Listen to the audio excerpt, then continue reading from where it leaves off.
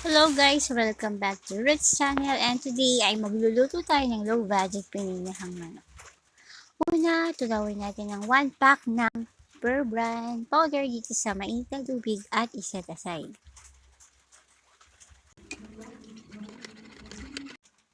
Mag-isa po ng bawang at sibuyas dito sa isang kutsara ng butter.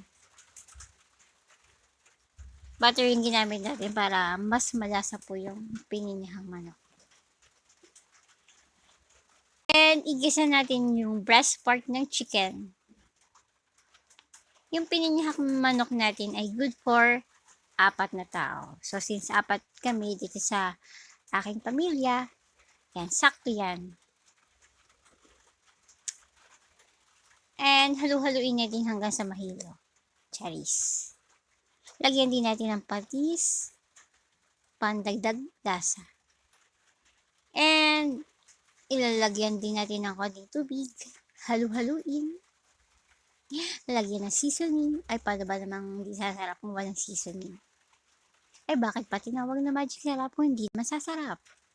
Takluban. At kapag naluto na, within 15 minutes yung ating manok, ay isunod din natin ng patatas at red bell pepper. Wala nga lang carrots kasi ay nakalimutan kong bumili ng carrots.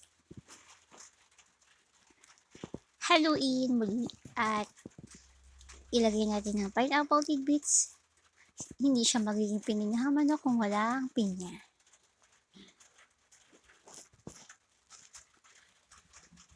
At pagkatapos ng ilang minuto, idagdag na natin ang tinunaw na gatas. And yan.